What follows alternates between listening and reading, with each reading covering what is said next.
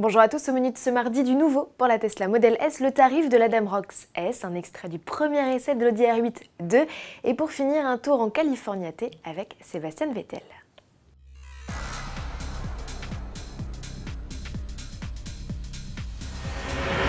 Les prix baissent chez Tesla. Jusqu'ici, il fallait débourser pas moins de 85 000 € pour devenir l'heureux propriétaire d'une berline haut de gamme 100% électrique. Désormais, la mise de départ pour une Model S débute à 74 900 € hors bonus écologique. Cette déclinaison baptisée 70 est une stricte propulsion. Elle est équipée de la plus petite batterie, 70 kWh, mais revendique tout de même une autonomie de 420 km. Livraison prévue en novembre. Pour allonger vos trajets, il faut opter pour la batterie de capacité supérieure, la 85 kWh, voire même de sa nouvelle option, mise à niveau de l'autonomie, qui offre une réserve de 30 km supplémentaires, le tout pour 3 200 €. Ce choix permet, entre autres aux adeptes de performance, d'accéder à une option suprême baptisée vitesse démesurée et facturée 10 700 €.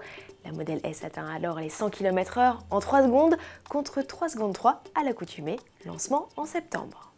C'est également à la rentrée que les premières livraisons d'Adam Rox S débuteront. En attendant, la plus baroudeuse des citadines sportives envoie la note, mise à prix 21 200 € pour cette déclinaison pourvue du 1,4 turbo de 150 chevaux, le même que la Dame S.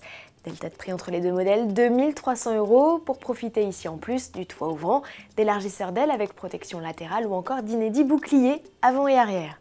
Côté équipement, Opel propose de séries clim automatique, volant cuir multifonction ou encore système multimédia tactile.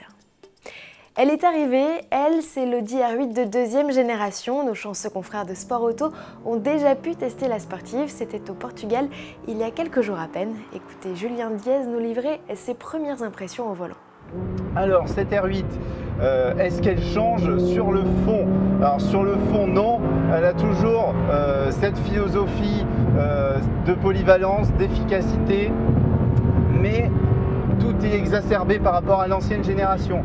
Du coup, globalement, l'auto est mieux partout. Le souci, c'est qu'elle arrive à un point où elle est très proche de la Lamborghini Huracan. Laquelle est la plus plaisante? En gros, l'Huracan garde un petit peu d'avance, mais vraiment pas beaucoup. Retrouvez l'essai complet de la sportive sur video.sportauto.fr et dans le numéro 643 en kiosque le 31 juillet prochain. On se quitte en compagnie de Sébastien Vettel et de sa nouvelle monture, la Ferrari Californiaté. Après 3 semaines de vacances, le pilote a repris du service. Il a rendu visite aux responsables commerciaux des marchés allemands, autrichiens et suisses et leur a offert une petite balade autour de Wiesbaden au volant du coupé cabriolet de 560 chevaux. Chanceux. Avis aux amateurs, Autoplus aussi a pu prendre le volant du cabriolet au V8 Turbo. Une vidéo à retrouver sur essai.autoplus.fr. À demain.